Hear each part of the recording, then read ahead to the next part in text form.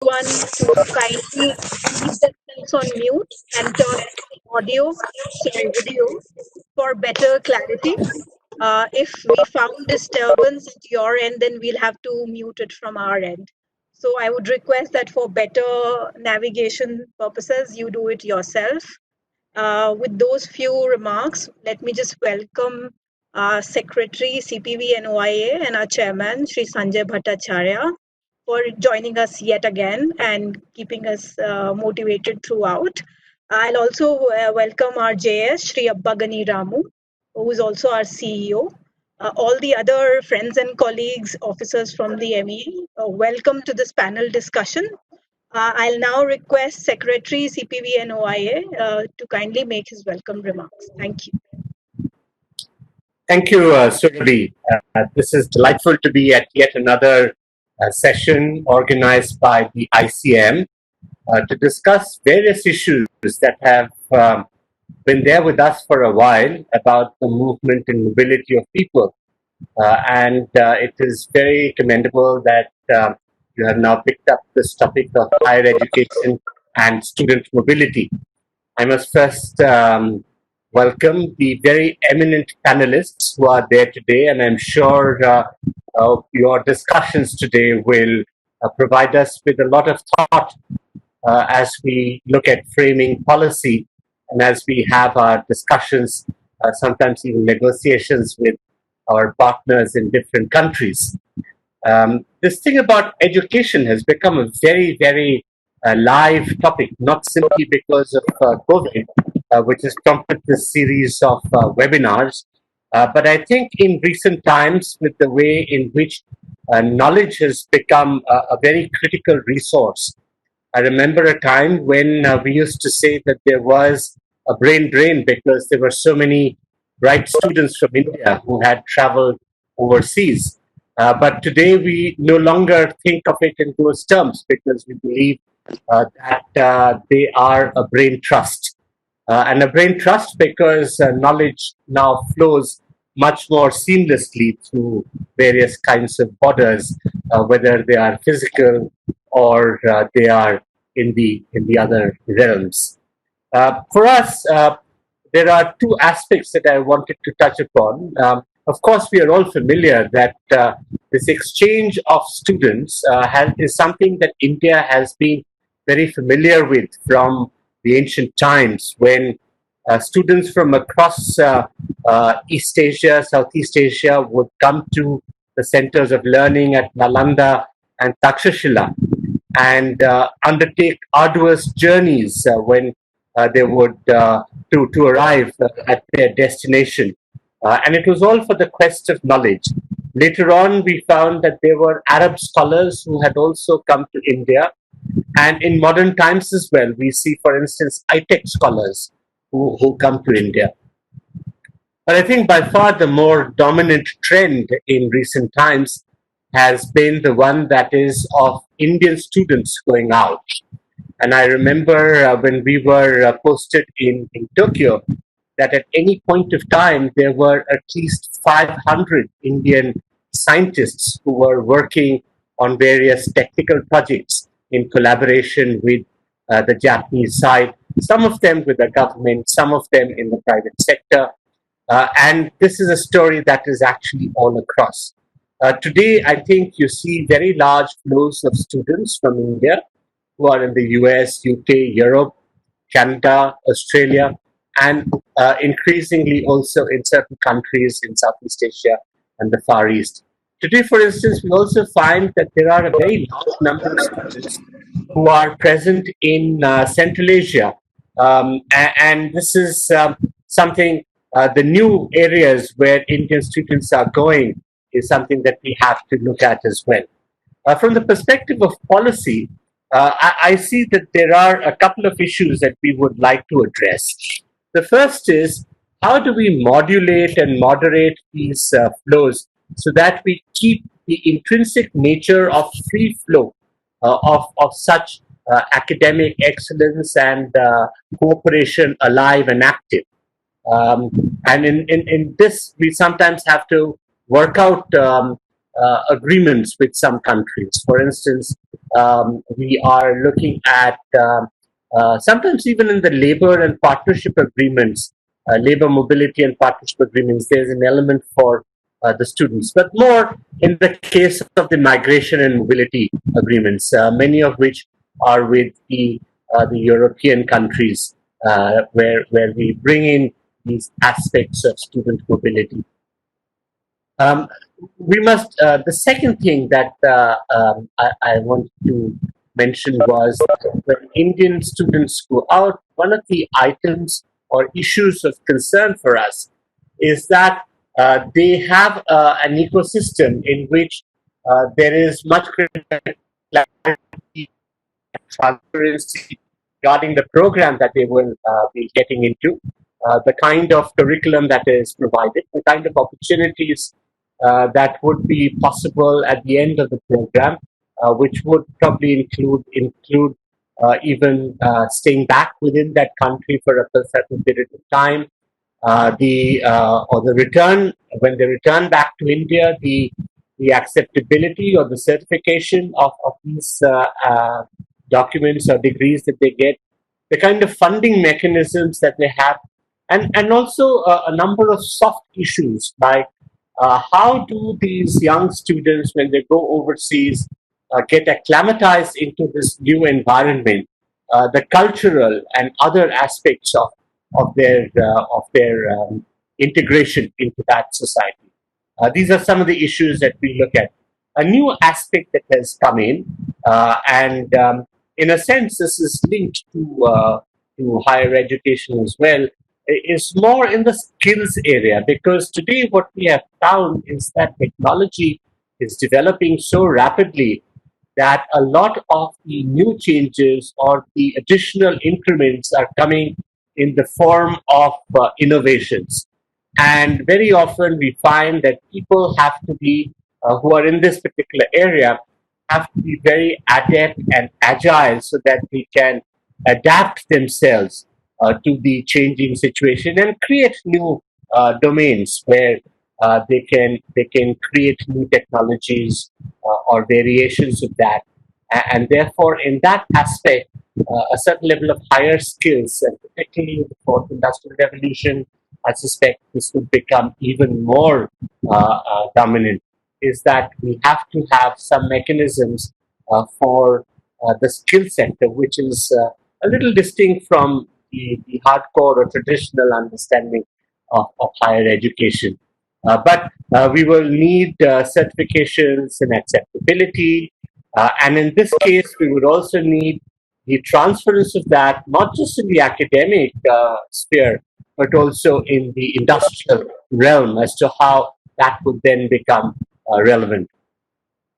A related aspect with that is what we have found in terms of devising policy and in terms of discussions and negotiations with foreign countries is the absence of reliable data about the migration flows, not the migration flows, about the student flows to various foreign countries. And I think this is a gap that we need to fill in. As you know, we are currently in the process of developing a portal where we would like to capture all Indian students who are going overseas so that we have the data which will then become an analytical tool for policy formulation. And of course, it has certain other benefits in situations like today, like when you have a major pandemic and you have to evacuate students, we can then rely on such data. A related aspect to this, and something that I had started off with, is the kind of infrastructure that we have within our country to also attract students to come in. And I think this is something that we have to work much more actively on. So if you look at, the rankings, of course, have various interpretation of universities. But if you look at any cross-sectional rankings, you will find that Indian universities and institutions, which are very, very highly recognized within the country, have not as high a level of recognition. Sometimes they have recognition, but they don't have a ranking in these global ranking platforms. And I think that there is time for us to work on developing the infrastructure.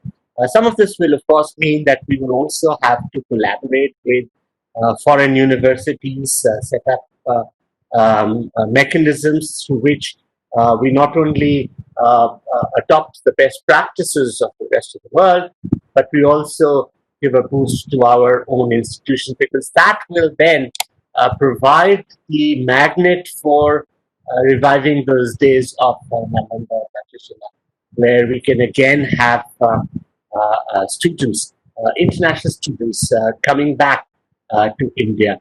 And I've always felt that this thing about knowledge circulation is something that we need to subscribe to.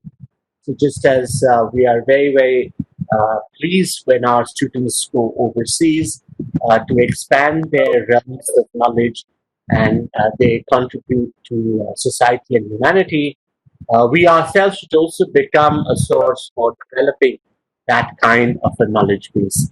Once again, I wish to thank ICM for continuing with this web series. As you know, they have two of these seminars every month, and these are related to issues that are of growing importance as India marches ahead and becomes a more active and willing member of the global community. I look forward to the views, and I hope that we will be able to use them as part of our policy toolkit as we move ahead. Surabhi, once again, thank you for organizing this, and I look forward to this session today. Thank you, sir. Thank you for your inaugural remarks.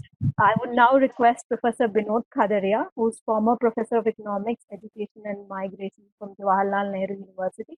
He's fairly well known in the education and migration circles.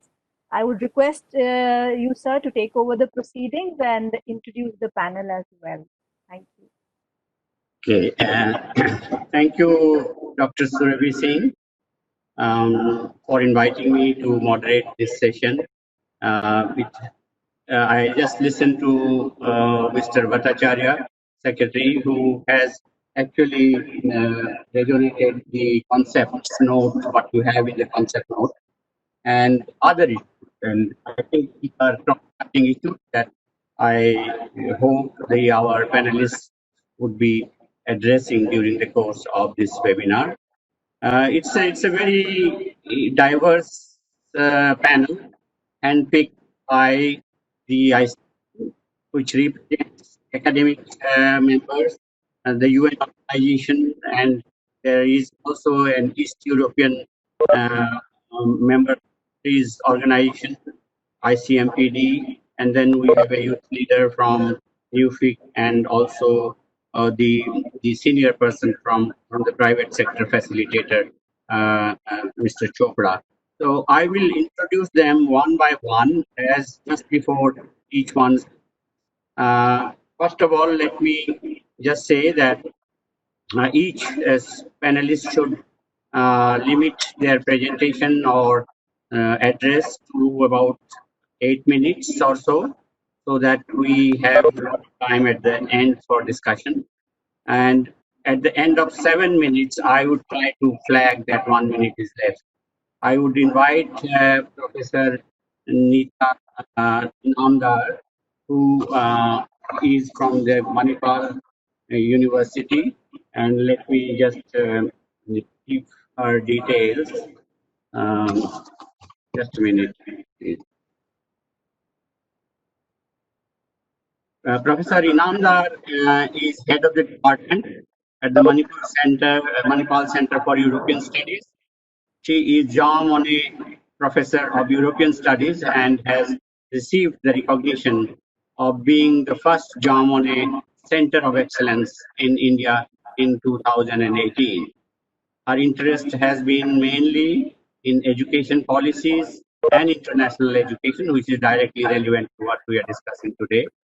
and she has co-edited a book by the title Internationalization of Education, the Dynamics of Educational Ecology. And it has been very well received in the field. Professor Inamdar has led major research projects in content and language, integrated learning, and the Bologna process, which Mr. Bhattacharya had mentioned, and also internationalization of higher education. So I invite Professor Inamdar to share her views with us. 7 to 8 minutes, please. Thank you, Professor Khadria. Am I audible, Surabhi? Very much, very much. Okay, thank you very much. Thank you, Professor Khadria, for this introduction.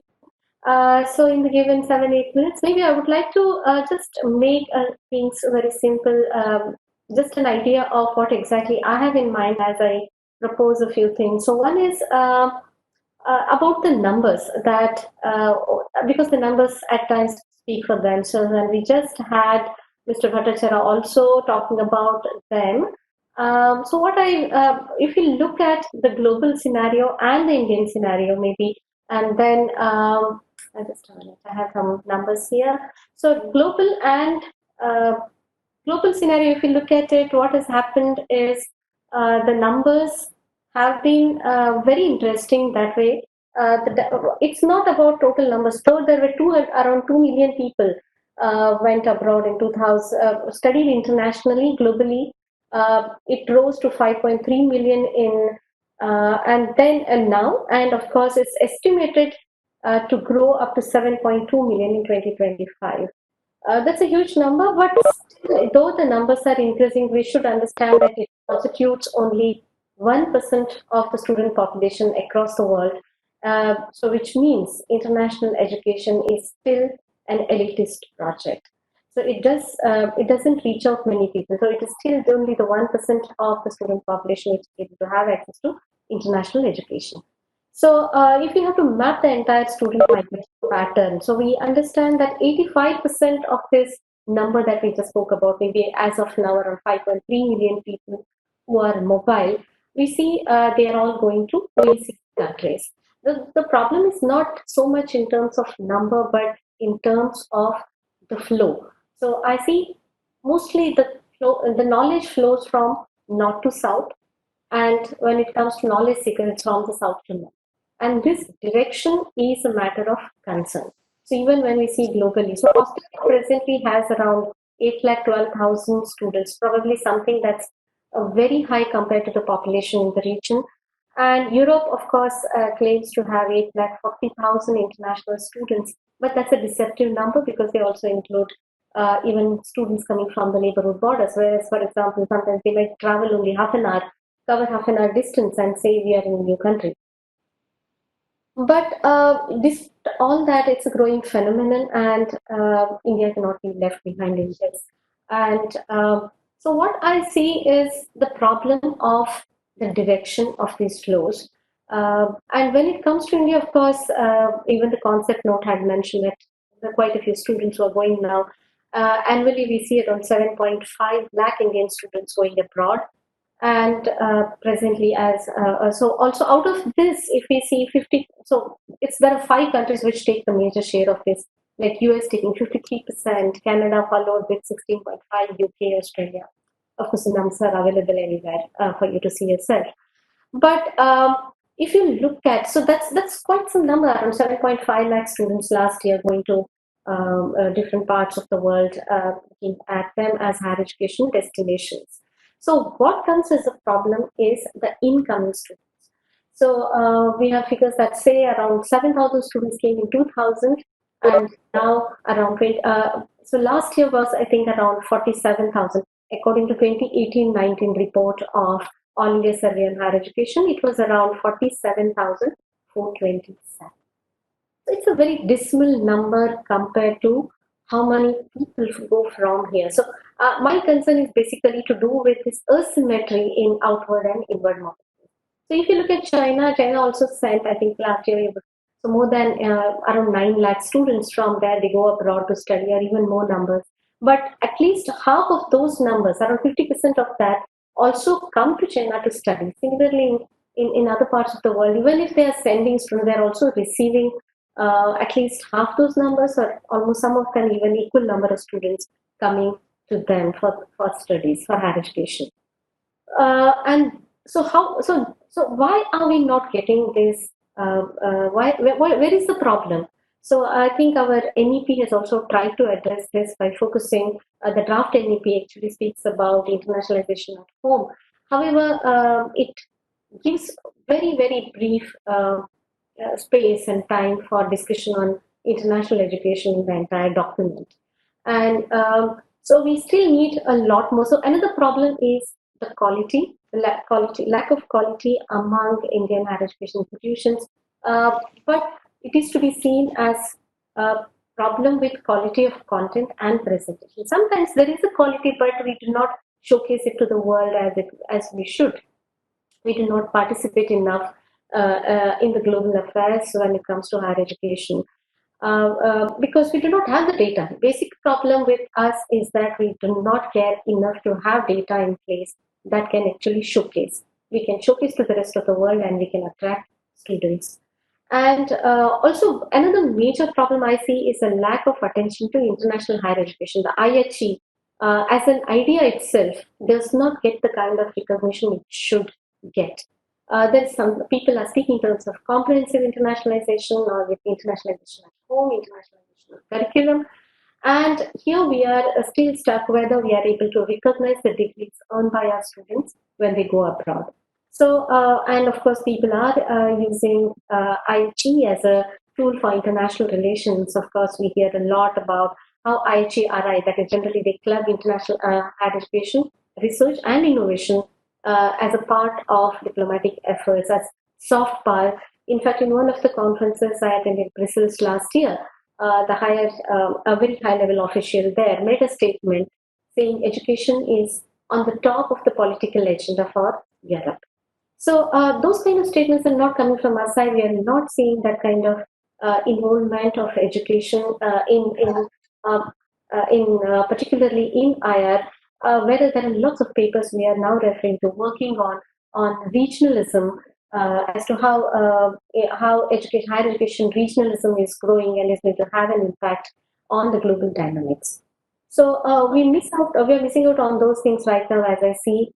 And of course, even when it comes to why we need to have this kind of an attention to IHE is even if we look at we have a colleague from UNESCO probably is going to speak about it on SDGs. If you look at it, global citizenship education is top on the agenda, and that's international education is something that can equip us to work towards this global citizenship education.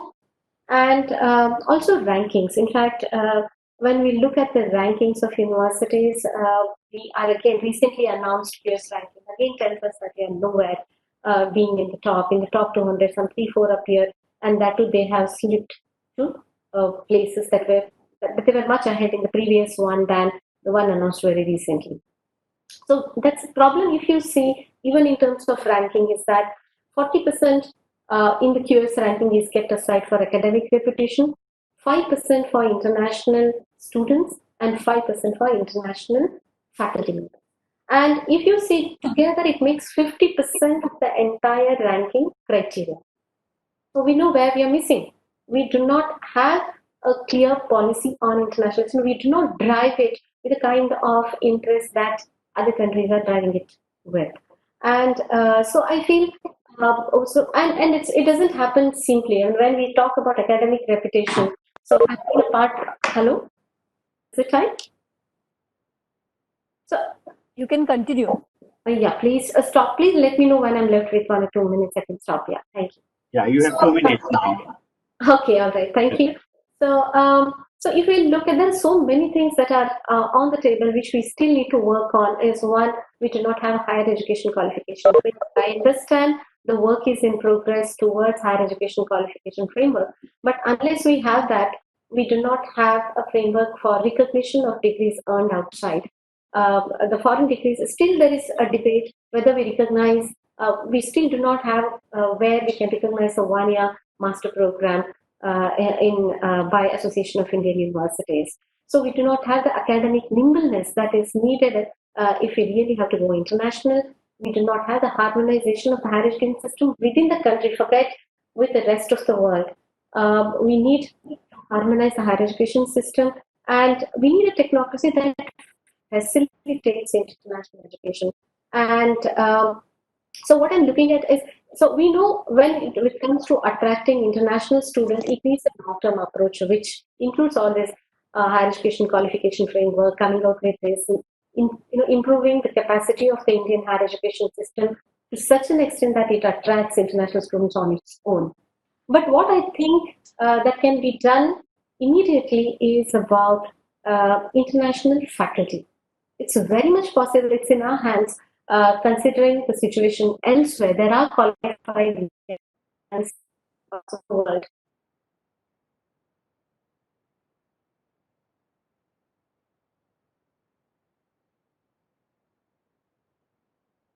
US dollars cannot be appointed in Indian universities. And that looks very strange because, why should they be paid a professor's salary or more than what Indian colleagues are paid at assistant professor level if we are trying to attract a young faculty member? I think we need to look at these issues and make us probably, focus on getting international faculty members, maybe young doctorates or young postdocs who can come and work with us, that can increase diversity on our campus and help us attract international students also through the enhanced diversity on campus. So I think these are just few ideas that I would like to place before you, and maybe take up questions later if they come up. Thank you. Thank you, Professor Inamdar, for raising very important issues, starting with the question of data. Yes, our data have problems. In fact, I remember one of my doctoral students had to collect data on foreign students coming to India through RTI. He wrote to all the missions, and it was a revelation that the RTI data gave us a figure which was double of what the official figures we got from. But these are issues that you have mentioned, including issues of quality and infrastructure that Mr. Bhattacharya had also mentioned, in terms of it's a two-sided game, kind of our students going abroad, but at the same time, India attracting foreign students, which is a bigger game. In fact, it's a more challenging. Our next door neighbor, China, has already become a destination country for students, but we have the RTI data tells us that about only 50,000 students from abroad, and that too mainly from neighboring countries and African countries and so on. So I think what is important, the message that I carry from your presentation is the harmonization, the issue of coordination is something which has to be worked upon, and for that it actually needs a task force. Because otherwise there are these challenges, as you have already mentioned, in terms of attracting foreign faculty, and that has other issues of parity in terms of the pay that is being paid, and at the same time fulfilling the requirement of the foreigners coming as workers and getting the work permit here. So I think these are issues we will perhaps have more opportunity of addressing this at the time of discussion, and maybe other panelists would also be raising similar issues. I would like now to invite Nauzad Hadiwala, who is from the International Center for Migration Policy Development, which is headquartered in Vienna, and he is the project manager and country coordinator for India in that organization. And he has worked with the government in policy for the coordination with the industry.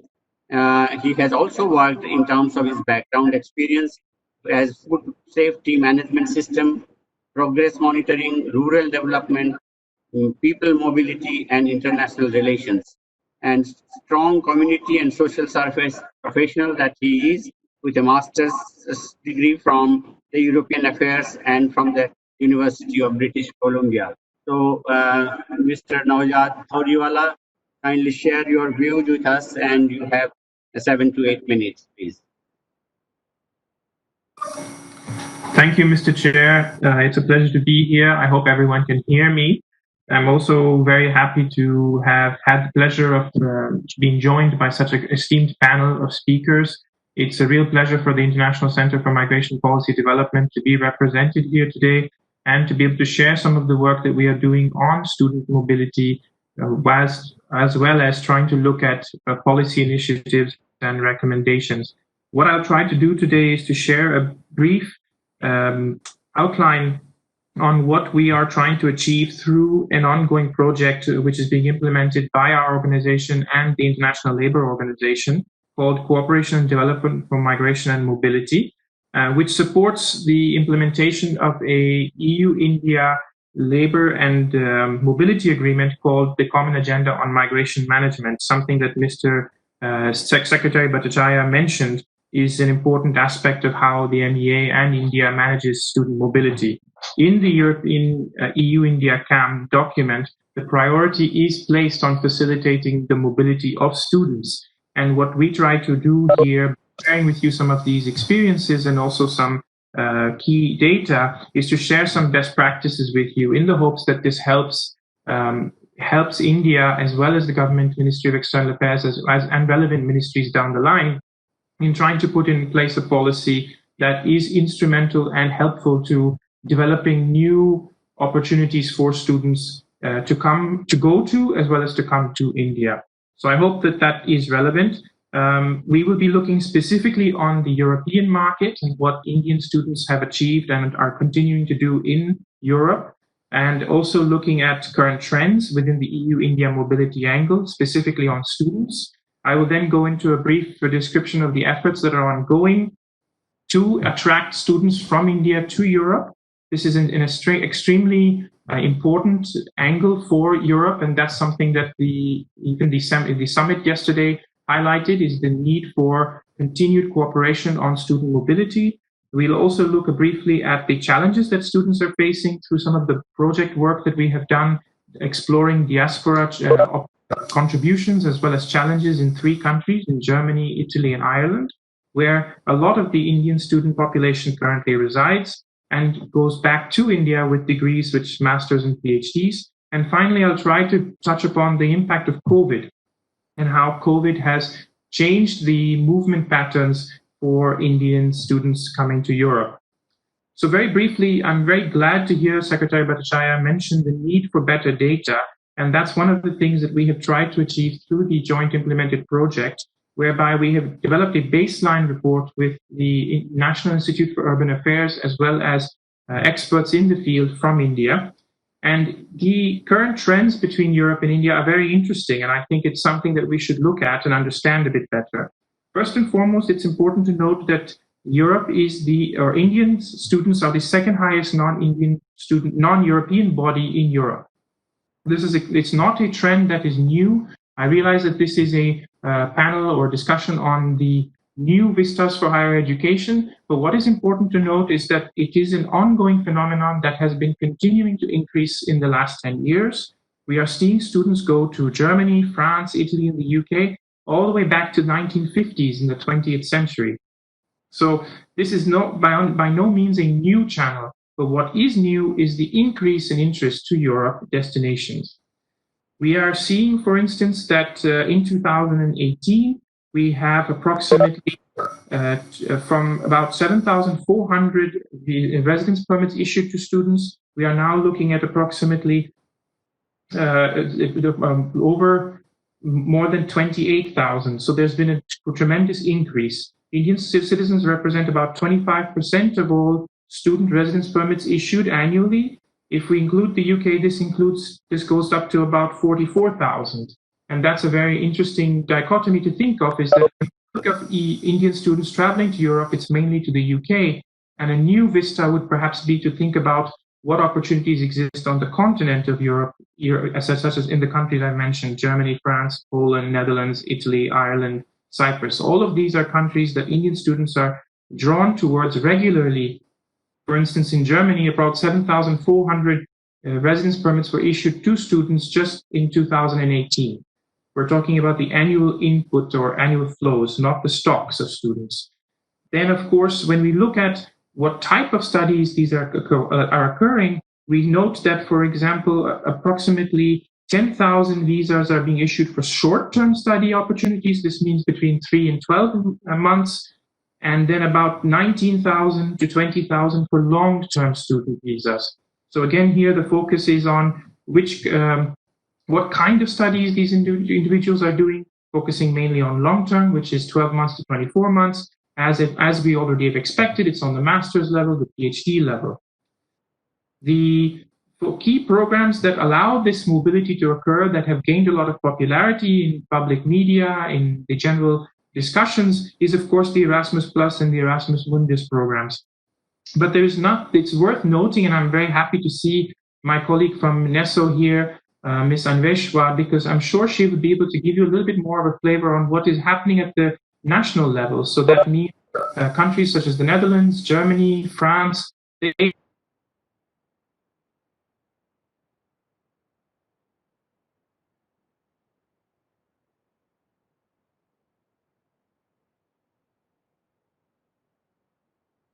programs such as DAD, which is a very famous German program, but we also have Campus France. We have Uni Italia, which is an association of Italian universities promoting opportunities for students from India to Europe.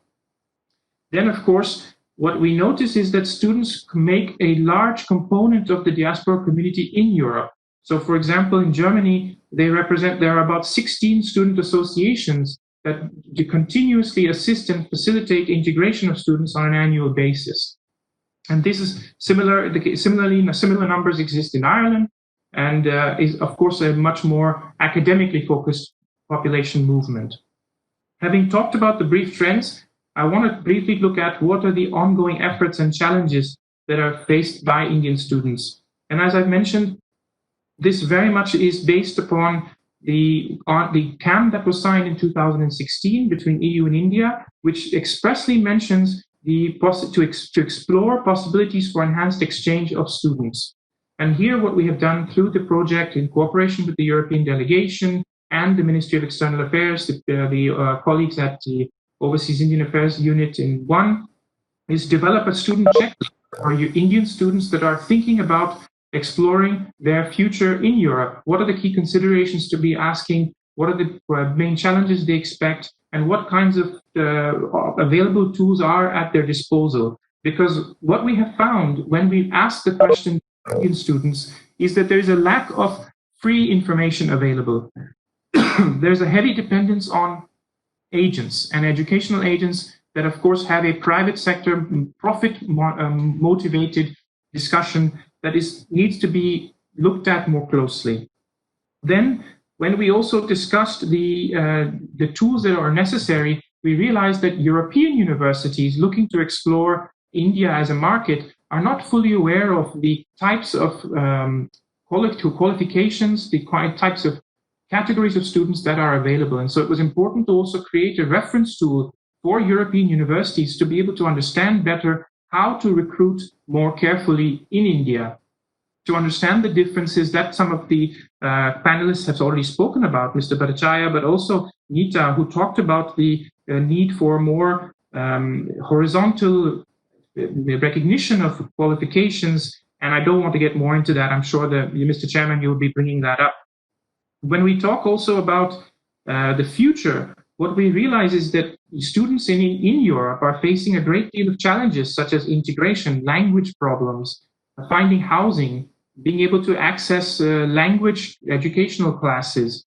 And here we hope that these tools that I've mentioned, the student checklist, the reference tool, but also a podcast that we will be recently or very shortly releasing, will look at the need for understanding a bit better what are the soft issues, like Secretary Bhattacharya mentioned, when students are considering a life in Europe, as Indian students are considering a life in Europe. It's just also 1 more minute, please. Thank you. It's also important to understand that when students are looking for a future in Europe, it's not about going to one country. You're not going to get an education in France or Italy or Spain, but rather you're getting an opportunity to get an education in the European Union. Why? Because there are rules and regulations that are common across the 27 countries, such as how many hours you can work as a student, such as how long you can stay post-graduation, and such as what you can do intra-EU, so moving from one country to the next during your education as well as post-graduation.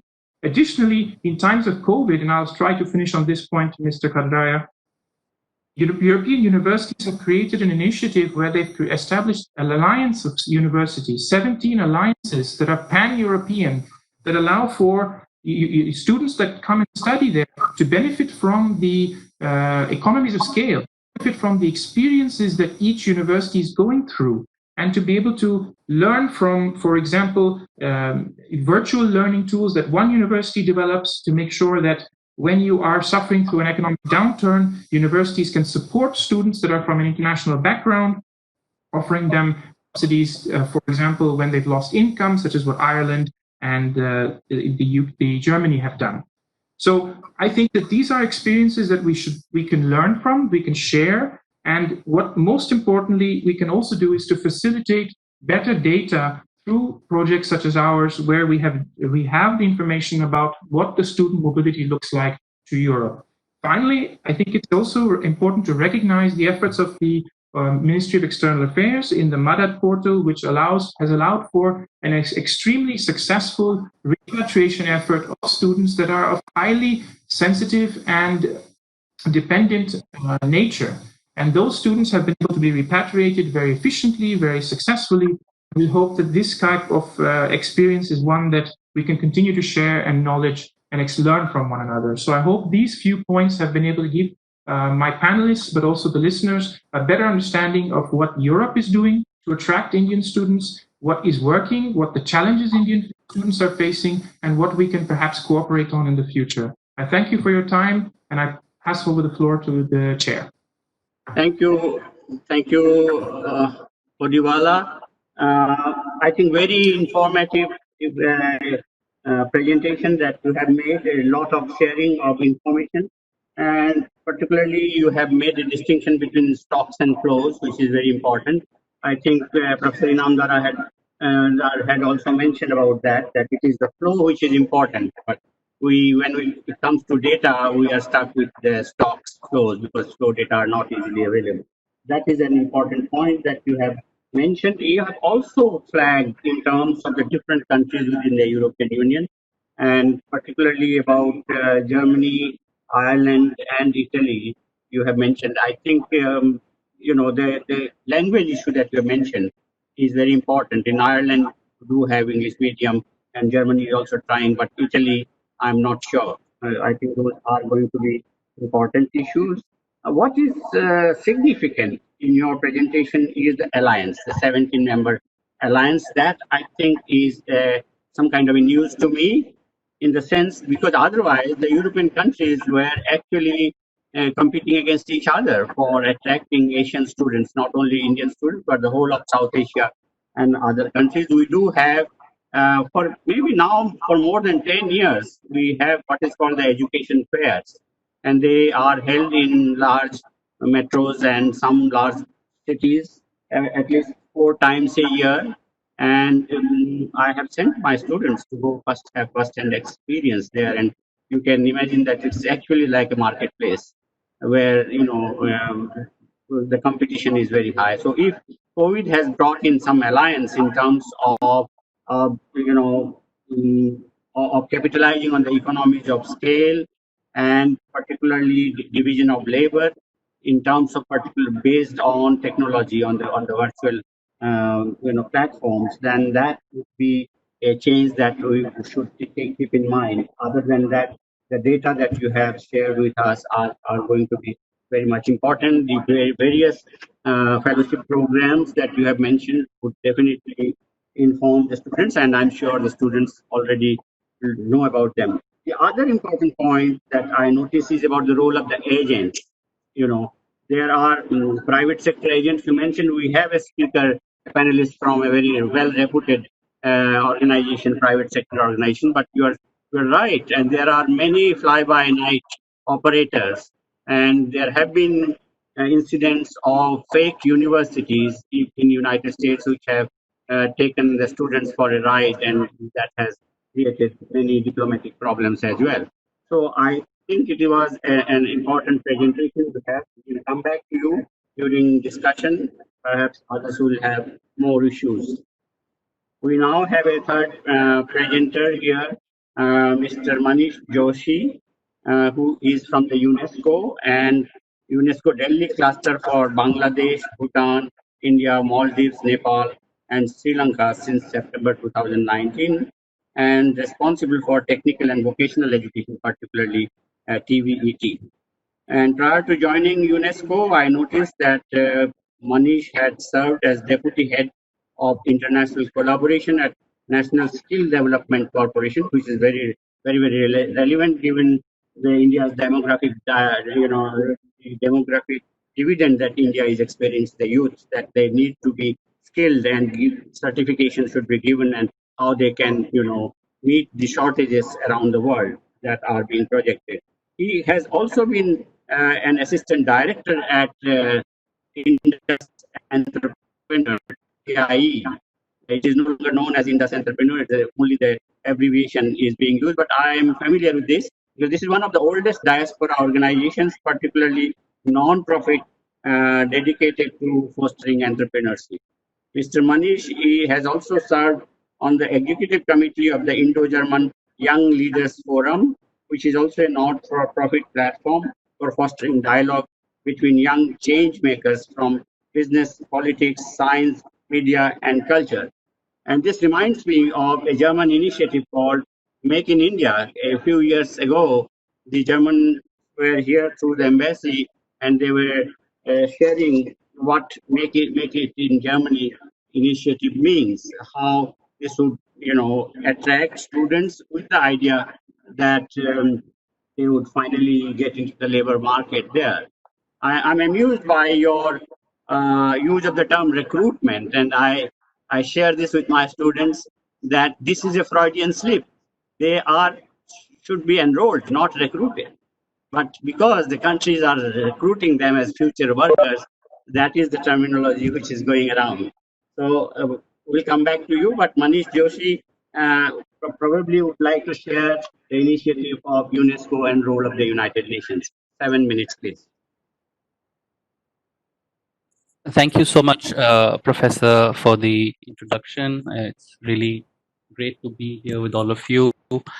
I worked many years ago very closely with the MEA and the OIA division to launch the pre-departure orientation training and many programs for the blue-collar workers. So it's very good to be back with ICM and MEA.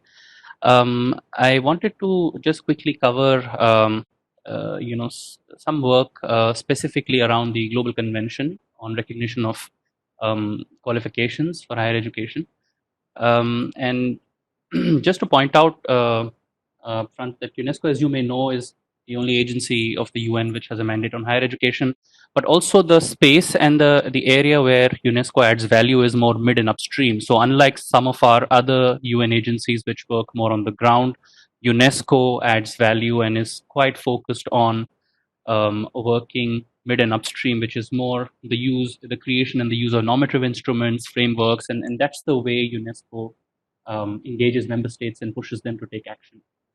So that's quite important, and I think it will get reflected in the presentation that I will make. I will just try and share my screen. I hope.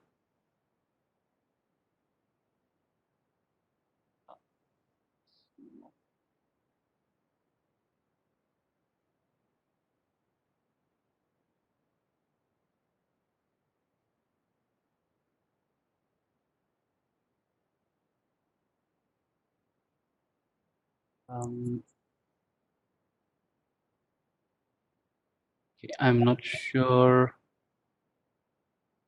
Just sorry, give me a moment. I think I'm trying to share. Try once more. We Yes. could see it earlier. We could see your PPT. Yes, let me try once again. Yeah, are you able to see it now? No, not Loading. yet. Yeah, now, yes.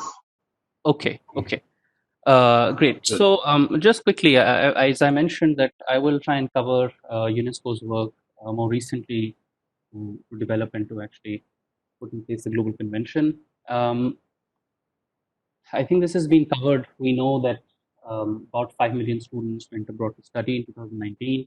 2.5 million, of course, moved outside their home region. And, also, before we begin delve more into mobility in higher education, I just want to mention that you may know it already. UNESCO is the custodian for SDG 4. Now, SDG 4 and education is a very wide umbrella for us. It spans the entire spectrum, starting from early childhood education to primary, secondary education, technical and vocational education, both formal, informal, non-formal, as well as higher education. So there are many very important points that Secretary Bhattacharya raised, which also touch upon skills, for example. And traditionally, we've made this distinction between education and skills, which I think is merging, and it should not be the case. But I will try and focus more on mobility and higher education here, just to give you a flavor. This is a new portfolio also for the cluster office, and then if we have time, we can discuss and debate other issues. Um, so really, in higher education, UNESCO's attempt has been to try and push towards a scenario where students can swiftly move around the world and pursue their studies without hitting roadblocks. I think that's the simple vision. And in 2019 November, finally, the Global Convention on Recognition of Qualifications concerning higher education was adopted by the General Conference. And that makes it the first legally binding UN treaty on higher education.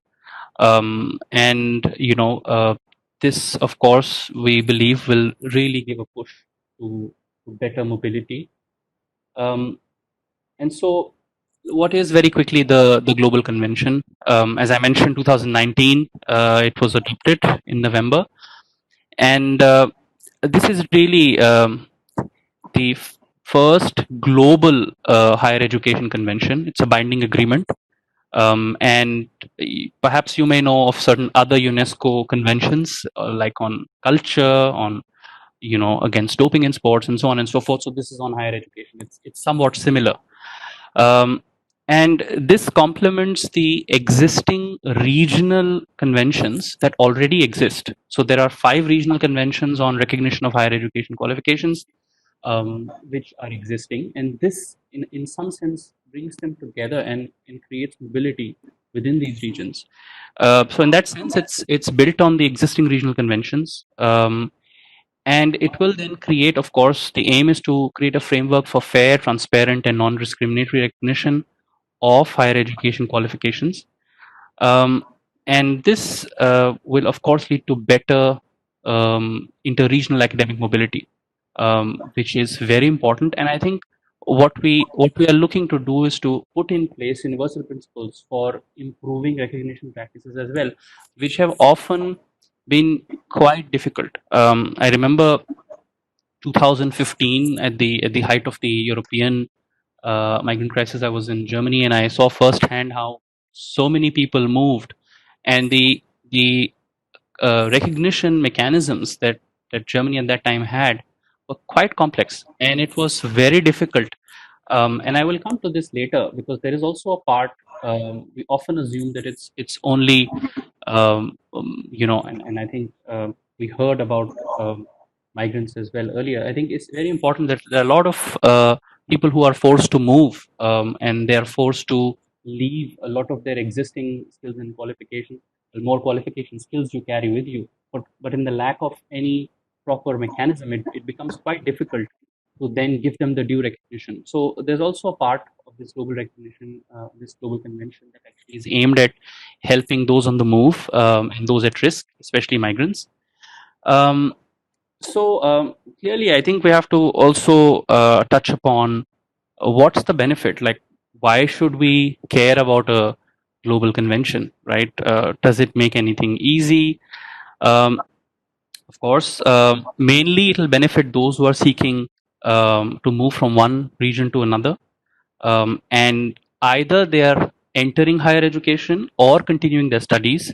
Sometimes you also move with the purpose of work, but if there are existing global conventions, it makes it much easier. For instance, if there are students moving, it can make the process of recognition of their high school diplomas much easier. And once that process is in place through the global convention, their movement for further studies is so much easier. Um, it's also a lot of times the case that you started your studies, but you want to complete your studies in another region, another country. I think those students are, of course, benefited. Also, what the Global Convention aims to do is to provide platforms for national authorities to collaborate better, which is very critical because once you understand every region, every country has put in place practices and tools for recognition, and once the common understanding emerges, it's so much easier for various regions and countries to actually play a role. Um, so that's what it's aiming to do, and of course, UNESCO serves as the global platform to facilitate this discussion, to work with countries that ratify, and to provide the technical expertise to actually implement it. Um, You have 2 minutes, Mr. Joshi. okay. Well, like I mentioned, there are several regional conventions, including the Tokyo Convention. I don't think, to the best of my knowledge, India has yet signed it, but it's something to think about before we move to a global convention. What has been the process? I think this is important. I'm just delving, like I said in my presentation, really focusing on this convention. Started from a background process which took about 4 years, and then 2016-17 the preliminary draft was made. Then we moved to, of course, from 2018 onwards, the intergovernmental meetings, and by the end of 2019 it has been adopted. Norway very recently became the first country to ratify it, and I think it's our aim, of course, is that we move towards a process where we can get India to ratify it as well. Sorry, I'm not sure if it's yeah. So it's working again. So like I said, I think it's not just about the mobility. I think it's a mobility with certain principles that we want to follow. And I think that's really important. I think all forms of information sharing are being promoted. Fraudulent practices are to be curbed. Of course, we respect and promote diversity. The decision-making process, that's very important because a lot of times there are differences and they need to be resolved. So, like I mentioned, that you know, under the umbrella, qualifications giving access to higher education is important. So, you may be coming from a vocational or technical background, but you want to enter into higher education. Those are covered. Higher education, qualifications, of course, are covered, and also partial studies and qualification held by refugees and displaced people. I think this is really critical, and I'll come back to it later. For workers, of course, you have prior learning, which becomes recognition of prior learning, which assumes importance, which is also part of this. Um, I can skip this, but just to say that we are aiming for 20 ratifications. Norway is already on board, and I think it's very important that India actually ratifies this. Once it is, then it would become, much like any other convention that you see on human rights, etc. And I think would really help push the cause of mobility across the world. What are we aiming to do? This is something we are in that phase now. So really raising awareness, working with countries and relevant ministries to provide technical assistance, to strengthen the regional conventions. If you are not yet part of a regional convention, I think getting that done, and then ensuring that we have more and more countries actually coming on board, ratifying and implementing. And that's really our hope with India, and we are very keen to work together with partners, some of whom are here, with ministries. Now, very quickly, I mentioned about the use of this higher education recognition mechanism. It's very important in the case of refugees. So there is a specific tool that we have also launched recently, which is the qualification passport. People who are forced to move, who don't have a way to prove the prior qualifications that they have, there is a process that has been put in place with NOCOD, the Norwegian agency, and some other partners. And this we've recently piloted in Europe, and the most recent pilot was completed successfully in Zambia. And this is something that we want to apply to all of those people on the move who are forced to move suddenly.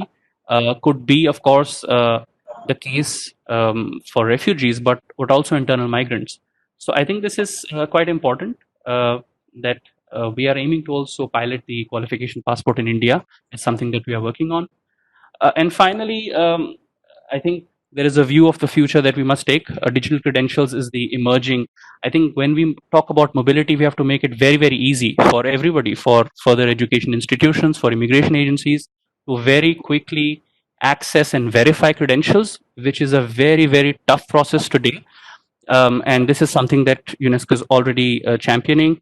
There are a lot of technologies that are helping this, the learner records, the prior experiences, and not just awarding but verification of these credentials. And some of them have taken the lead and they've moved to blockchain already. So all it needs is a click, and the degrees, diplomas can be verified. I think that's the future, which will really push mobility.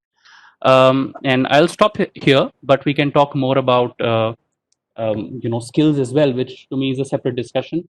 But clearly, I think last words.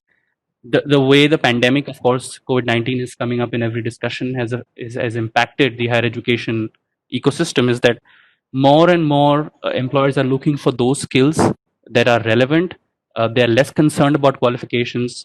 Learning is moving online, and in that scenario, I think it's very critical how higher education institutions actually rethink and actually embed more skill-oriented education rather than just focus on the standard qualifications. So that's very, very important, and I think we are moving towards a scenario where the higher order thinking skills, the critical, the creative aspects of skills is becoming very important rather than the repetitive and the entry level tasks. So I think we have to keep this in mind and actually move towards a digital ecosystem that can enable mobility. And yes, thank you so much. Thank you, Manish. If you can take this off your presentation. It was a very useful presentation, particularly sharing the information on global convention of recognition of higher education qualifications. Reminds me that perhaps you would be able to, during discussion, throw some light on what is the relevance, what is the kind of work that Association of Indian Universities has been doing in this regard, because that is the Indian body which gives the certification and qualifications equivalence in terms of what should be. Although I'm a member of the AIU equivalence team, equivalence committee, and I see that there is an effort to harmonize this and make it more flexible, but the old habits die hard. So that is something which is very important. I'm glad that you mentioned about the refugee issues, which are going to become so much more important in the Indian context now that we have seen internally displaced people are also going to be in a similar situation. That's where portability of qualification, just like the one national ration card. Similarly, whether you can move across different universities within the country and across the country is going to be very important. And that is, in a way, was anticipating the COVID-19 kind of a situation where you need to have more flexibility rather than rigidities. I think we can discuss these questions in a later time, because what is important from your presentation is that these are kind of ex ante information which the students need to know in advance before they get into a particular course, rather than as an afterthought that you have completed a qualification, then you don't know what to do with it. So I think there are quite a few issues that we can carry, quite a few lessons that your presentation has given us. We have two more presentations and I can see a challenge of time. So I would request the next presenter, Ms. Anvesha Majumdar, who brings significant years of experience in the education sector. She has worked in various fields: Tech for India, Child in Need, Gandhi Fellowship, and also the British Council, Visitors Leadership Program in the USA, and Young Connectors of the Future in Sweden. And I think she is with the new fit NESO, which is the Organization International for International Cooperation in the Netherlands. 7 minutes, 7 to 8 minutes, please, Anvesha. Thank you, Professor Vinod. I hope you can hear me, all of you. Yes, we can. I'm really delighted to be here today, and special thank you to Dr. Sarvi Singh for the invitation, and also to my colleague, Mr. Nauzad, for recommending us.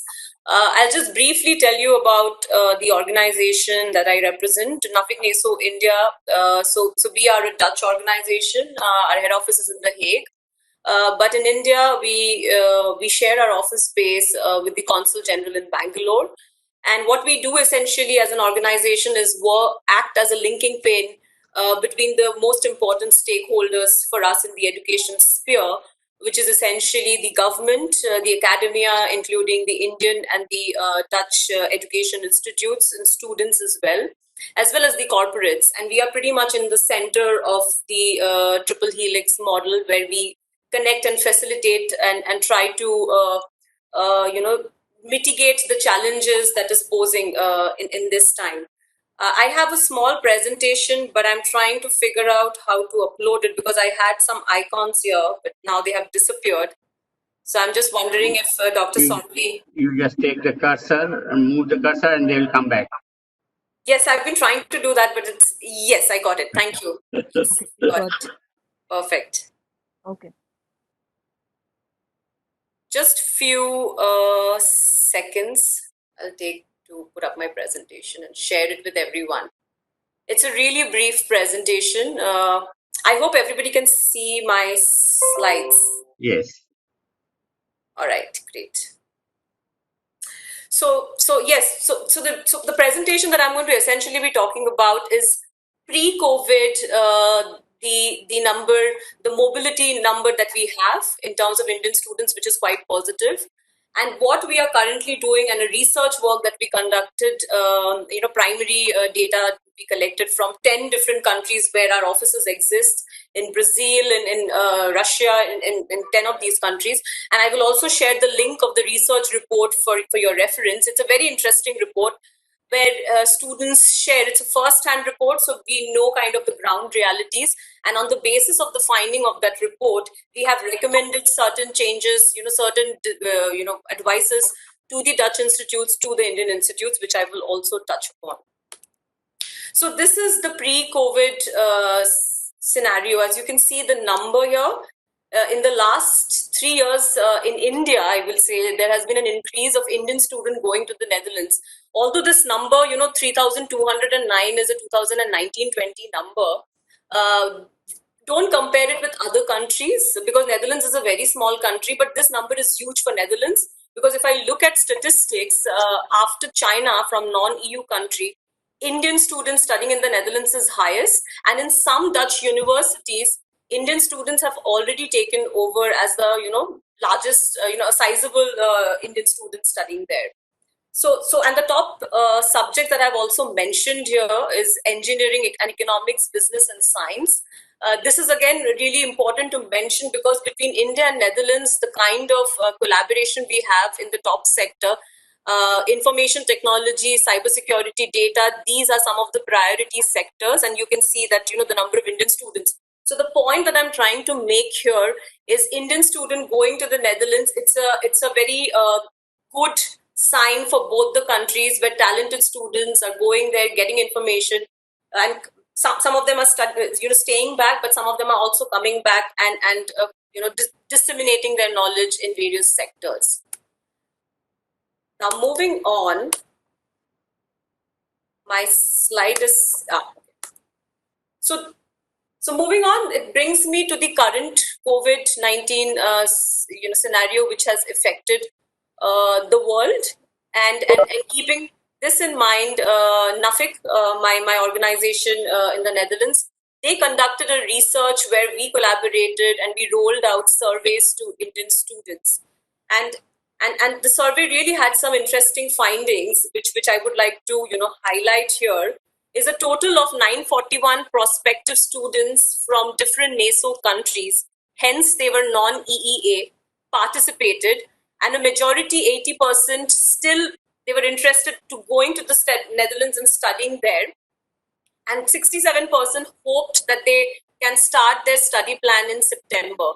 So this again goes to show that students are really interested to have that international, experiential learning by going to the Netherlands. And this survey, it is important to mention, we conducted in the end of April and beginning of May. So when situation was still like uncertain, but people were hoping it to improve. The second highlight that is also important, according to me, is when we ask students about their preferences, 38% of the prospective students indicated that they would prefer an on-campus. So being in the campus and learning is more important, whereas only 10% hinted at online courses or blended form of learning, which is something that they don't want. The reason this kind of mindset also resulted in most of the 44 participants, 44% of the students, they are also planning to change their plan of going to the Netherlands to study this year and defer it to next year. So this point is also important, how the situation, how the uncertainty is impacting the mobility of Indian students. In my next slide, I have given some I've shown you, some aspect of the survey that we conducted, and this is a first-hand report that you're seeing. So we rolled out the survey, and there were 58 respondents, and you can see very clearly in what all sectors. So the question was, what do you prefer most at this moment? And 46% said that they wanted on-campus classes in the Dutch institutes. However, that is changing now. I'll come to that later. And a very good, significant number also hinted at deferring their year for this year and maybe move it to next year. And this is again another question whose screenshot I thought of sharing with you is, what are the main characteristics where they could choose multiple questions? And here itself in the question you see the uncertainty that the students are facing when they're making that decision to going to the Netherlands. The most important is the visa procedure. So visa procedure has not started in India yet. We are working very closely with the consular section and the INP in the Netherlands, and we were informed that from 27th of July, the visa procedure will start, but it is already very late because by August or September, usually the session begins. And the other point that I wanted to highlight is obviously, the finances, the airport, the flight frequency, the travel restrictions that students have. So these are all uncertainties because the information that they usually get from the Dutch students is not coming in that momentum for them to take an informed decision. So what are we doing? We are playing that part of a linking pin where we are putting all these concerns together and we are sharing it with the Dutch institutes, with the Indian institutes, and trying to stimulate dialogue to come to terms to the fact that this is a crisis, but education is definitely not going to stop in the time of crisis. But how do we move forward and eventually when things normalize? So that's why I've kept this slide where we are also looking at the optimism at the time of Corona, and some examples that I could come up with is here, and this is what we are currently engaging with the Dutch and the Indian institutes and the corporates on these 4 bullet points that you see. So blended learning is already something many of the speakers before me spoke about. So currently, Indian Institute of Hyderabad and Nijmegen Business School, just to give you an example, they are signing an institutional cooperation which we are facilitating. But we made it very clear as the anchoring point of the collaboration is to start with blended form of learning, which means credit transfers to happen online starting from September. And next year, when things normalize, physically, mobility can happen. And then a joint certificate can be given. So that's just to give you one example. So people are already looking at online platforms. The other is virtual internships. We are working with corporates, an Indian organization that Embassy and us used to work together. They have a tie-up with Amsterdam Hawks School. And we are trying to bring in talented Dutch students who would like to sign up for an apprenticeship program with this Indian organization who has tie-ups with various global and multinational organizations. So here again, there is a mobility, a knowledge exchange happening where Dutch students are also gaining from India virtually. Yes, you have to wind up now because you have just 1 minute left. Okay, I'll just quickly summarize the last point. And we are also looking at online professional courses. where corporates and us are coming together, identifying the gaps that exist and getting in touch with Indian institutes and Dutch institutes for tailor-made courses, for professional courses, where earlier, government officials would go to the Netherlands for these short duration courses. So in a nutshell, what I will, since I have keeping in mind the paucity of time, I this is the last part of my presentation, but what I wanted to really build on is the world is changing rapidly around us, and some of the major concerns, which is rightly so coming from the audience, from the Indian audience, is about the quality of the education if it goes online. So very echoing thoughts with my previous speaker Manish was saying, that if we have an organization who does credential evaluation also for online courses, I think that is also going to be a big game changer for the education system in general. So that's it from my end. In case if you want to know more, I'll be happy. I'm available over email. And I will share the link of the report that we conducted in the chat box. Thank you. Thank you. Thank you, Ms. Majumdar. I think for sharing those information, particularly the small is beautiful. The number that you shared, and given the size of Netherlands and Indian community there, this is still very, very significant. 3209, 113% increase. What is significant here is the three courses, the three fields that you have mentioned in terms of engineering, economics, business, and science. I noticed that two of them belong to the STEM categories, STEM fields, science, engineering, technology, and mathematics. That I think is going to be very important. We'll come back to that discussion towards the end. And I should mention that you said that NATO countries, and many of our listeners here may not know what these countries they are. If I'm not mistaken, these are 10 countries. So it's Brazil, China, India, Indonesia, Mexico, Russia, South Korea, Thailand, Vietnam, and Turkey. So this is a whole spread of countries that cutting across different regions of the world, which are probably having some commonality, and that is targeting. So we'll come back to you. Thank you for the presentation. We have the last presenter. I would like to invite Mr. Naveen Chopra, who has been the visionary and the architect behind the Chopra Group, which is a private sector initiative in terms of facilitating international mobility of students. And he has built into a leading global education group over the last 25 years from scratch. Mr. Chopra pioneered and brought global education to the forefront of Indian students and parents, and successfully built and organized the market infrastructure for career development concepts and international education, all of which have set the standards for the industry in India and globally. Mr. Chopra has himself been a student of the socio-economic geopolitical trends globally since his early life, and has watched the tsunami of change develop and take over the world. He now plays a strategic role as the chairman of the board, supporting and providing meaningful insight to the next gen team, which comprises young people, and is on to pioneering the next wave of the learning paradigm through the University of Northwestern Himalayas. Mr. Naveen Chopra, I invite you to please share your thoughts with us in 7 to 8 minutes, please, so that we can go on to larger discussion. Very kind of you, Professor Khadria, and I must thank Priya Dashikaji also to have invited me. I'm going to take a slightly different track in this discussion. I mean, I believe from my perception in trying to look beyond horizon story is that things are never going to be the same in education. As a matter of fact, I take the stance that traditional education as we know it in traditional universities across the world, for all practical purposes, unless it evolves very rapidly, and some of it is for all practical purposes dead.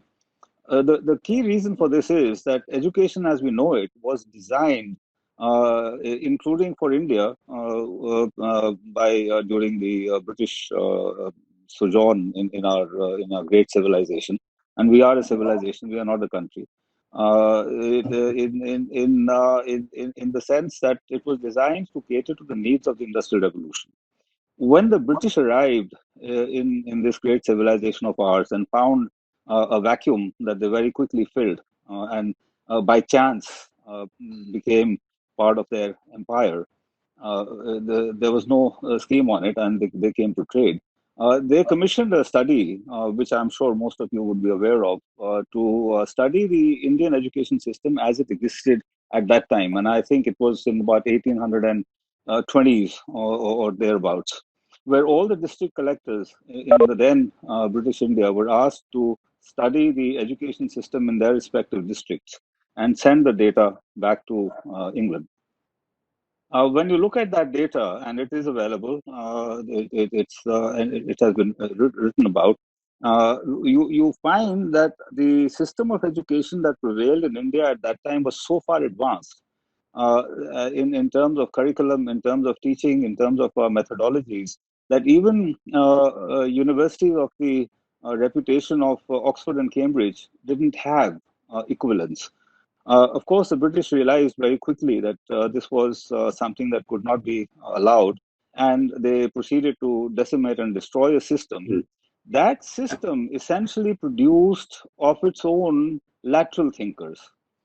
Everybody coming out was in the way that education was handled in India was coming out and emerging as a lateral thinker.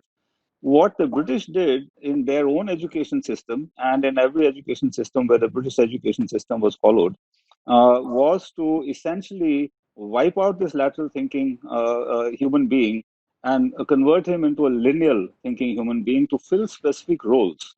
You become a chartered accountant, you become a lawyer, you become an engineer. Specific roles where your thought processes were molded into tunnel visions. Well, ladies and gentlemen, that time is gone. It's been destroyed by the technological revolution and the oncoming of artificial intelligence, which is lateral in a sense, and digitization. So we are now living in an era where a student going into an undergrad program can think that after the 3 or 4 years of study in undergrad, he or she will have great jobs, and find that by the time they emerge from the other end, all those jobs have vanished.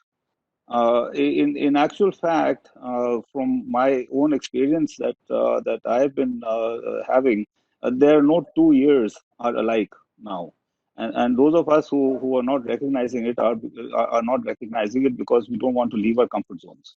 Now, in terms of education as it is happening in India, what was very, very dear to my own heart was to create or help bring in a situation where India became or came back into the leadership of the education world, where people came or started coming to India to study and have an experience of a different civilization, which left them enriched in the way they thought, in the way they acted, in the way they interfaced with each other.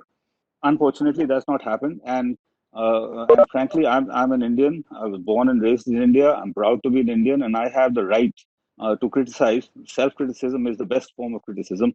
Unfortunately, we've not been able to do that, and we will not be able to do it, regardless of whatever moves, the minor, small moves that various bodies, including the Ministry of External Affairs, might make, till such time as we dump the entire legal and related systems that the British have left us. We are still being governed by the British. The any society functions within the laws that are written up for it, and we are functioning within the laws that the British wrote, including within the education space. Our education system is still the patterned on what the British left us. It is not designed for the best interest of the Indian civilization. It is designed to cater to the best interests of the British who were ruling us. I know these are very controversial remarks, and I'm not sure that how many of you will react to this, but it's time that we started to think about these things. We ourselves, as you mentioned, sir, started to look at setting up a university, very ambitious project. We thought that we would have a university where we would create a model which we could then you know, point to and say, well, this is how it should be done. It's not been an easy ask. It's taken us 4 years from the time that we applied for permissions to get the final permissions to build our building, and of course, COVID has intervened. But if I look at, would we have the ability to design curriculums within the standards that are set up and within the quality assurances that are required? No, we don't. Do we have the ability to bring in the faculty that one of the panelists was mentioning, freely? No, we don't. We have to go through the hoop to do that. And the reason that international students are not coming to India in higher numbers, especially from Europe and North America, is because that student experience is missing. Why are Indian students going overseas in the flood that they are, helping the economies and indeed the economies of the universities overseas, who suffer from regular cuts from their own governments and have to have international fees or international income to maintain their standards of research and teaching? It is simply because the demand supply gap in our own nation is so vast for quality education that those who are able to afford it like to go overseas. And because of the systematic constraints that our nation has, which does not promote enterprise, which does not promote freedom of being able to create, they want to settle overseas. Most of the Indians who go overseas have an agenda for settling there. That is why we start to look at the movement, or if you study the mobility of Indian students, the large band shift as the rules of the various countries shift. So, for example, Britain closed down the post-study work visa in 2012, if I'm not mistaken, and their numbers fell from 54 or 55,000 visas annually to 8,000. They have now started to climb back up, and now they have started to reopen. Australia did the same thing in 3 cycles. But then on the other hand, they have their own economic compulsions, which Sir, we is can come back to these discussions since we are running against time. And these are very valuable thoughts, and I would not like you to just give us only tips. We'll need another discussion on this. So maybe sure when enough. we go back to the discussion, Sure enough. I'll give you some more time, because Yeah, sure. we need to have some discussion and then wind this Sure enough. up. Yeah. But thank you very much. I think you were referring to Macaulay's dispatch of 1820s. At that time, Lord Macaulay had given those reports on Indian Indeed. and many other issues that you have raised in terms of conflicts of interest, in terms of students not returning, coming back. 60 to 80% of the Indian students in the United States want to settle down there itself. And Obama himself was worried that when they started going back, why are we training them here? Are we training them to go back and compete against us? Or Indeed. we want to raise them? So there are these other sides that you have flagged. I'm so happy to listen to this, which is very, very important. And because there is shortage of time, what I would like to do now, we have views from the participants, and I could at least see an eminent face in the audience, my friend Fazal Rizvi. Perhaps he can share his thoughts in half a minute, and then I would open up to the floor, and then finally our joint secretary would like to give us concluding comments. But before Thank you very much, Binod, for this. Please. Thank you very much, Binod, for this opportunity to say it. I think I want to make 3 short points. I really have enjoyed the conversation, and the things that have been said are absolutely to the point. The first point that I want to make is I think we need to actually sort of say that we have been focused largely on the mobility of people.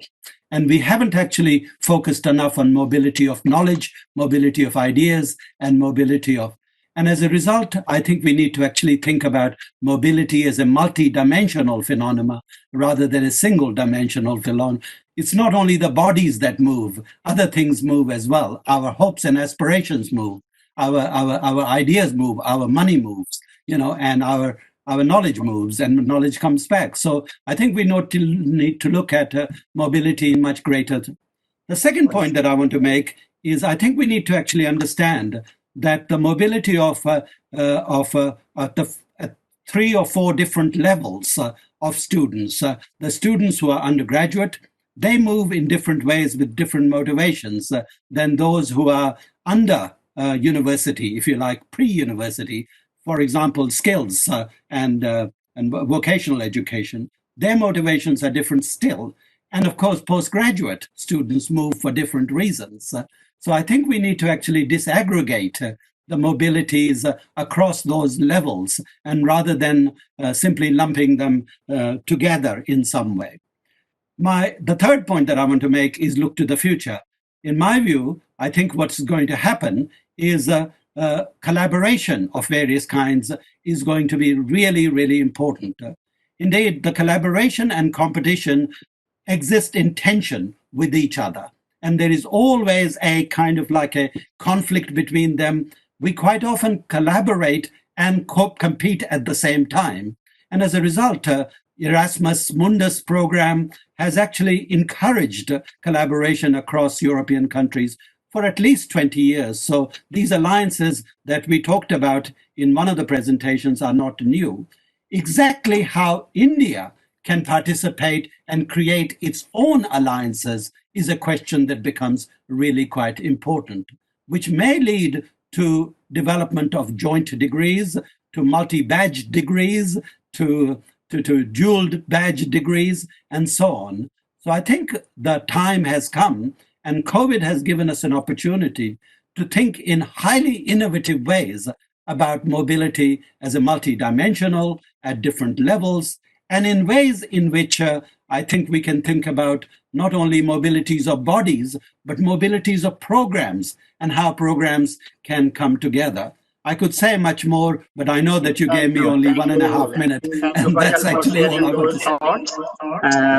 Well, I would now like to, in view of the shortage of time, I would like to invite at least 3 three interventions of question, comments, or anything that the participants would like to share. Please mention your name and let us not lose time. You must be having a burning question or observation to share.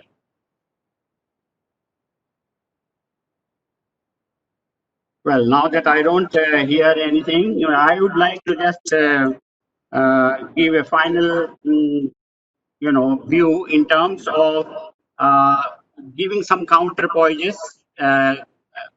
antithesis to what we have been discussing. It's not all hunky-dory. It's not all going to be one-way street. There are going to be hurdles, and I would like to think that although we may be thinking that the era of brain drain is over, let me share with you that the brain drain is not a dead horse. It is already started coming back in particular fields, in the field of health professionals. And I share with you, when Trump had put the ban on green cards, on H-1B, on L-1, and subsequently, of course, what he withdrew was the ban on student mobility, because MIT and Harvard protested, and there was a lawsuit. But the fact remains that he exempted the health professionals from the ban. And this is an indication that the world is going to be in talent war once again for having those streams, and then the students are going to choose those streams. All those, so the way Mr. Chopra perhaps guides the students in terms of choosing their fields, you would see that particular fields, like we have already seen in the case of Netherlands, like science fields and STEM fields are going to be the most sought after fields that the country would be after. I share with you the example that already Egypt has sent 8,600 doctors within 2 months, May and June, to United States. And Africa is worried that its hospitals and its clinics are going to be, facing these huge shortages. Similarly, in the South Pacific we will have, where hospital staff is absolutely in scarcity. So we do not have much time to discuss that, but we must keep our antennas on. At the same time, we should hope for the best, but be prepared for the worst. And COVID is going to give us a new vistas that we have to come up with innovative ideas, with wishful thinking, with thinking big, with perhaps, things that we already know. We have to review them and then probably find the solutions to the new challenges that we will face. I would hand over for making closing remarks and vote of thanks by our Joint Secretary, Avagani Ramu. Good evening. Can you hear me, please? Yes. Yeah. On behalf of Indian Center for Migration and Ministry of External Affairs, I would like to express my sincere gratitude for this beautiful, sincere, insightful discussion. Particularly, I wanted to thank moderator Professor Binod Kadria. Your video, please realign your video. We can only see that part of your face. If you can lower it, please. Okay. Yeah, it's very good. Is it clear? Yes. Yeah. Thank you for the correcting. And also the panel discussants, Professor Neeta Inamdar, Mr. Hodiwala, Mr. Joshi, Ms. Majumdar, Mr. Naveen Chopra, and last but not least, Mr. Hazal Rizvi for his insightful thoughts. And it is really interesting and a very useful discussion, especially giving the perspective of Indian national perspective and also international global perspective. And it is also a learning experience for me, as I recently took over as Joint Secretary Overseas Indian Affairs recently. So it is a very good stepping stone for me to take over the new assignment. But I will also mention that I would be happy to continue this association with all the speakers and their respective organization for future collaborations, and also to make more information relevant for the students who are looking for studying abroad. So with these few words, I wish once again to express my sincere thanks for everyone. Thank you so much. I have a small request. If everyone can please turn on their camera so we can take a virtual group picture. Okay. Yeah, we are on it.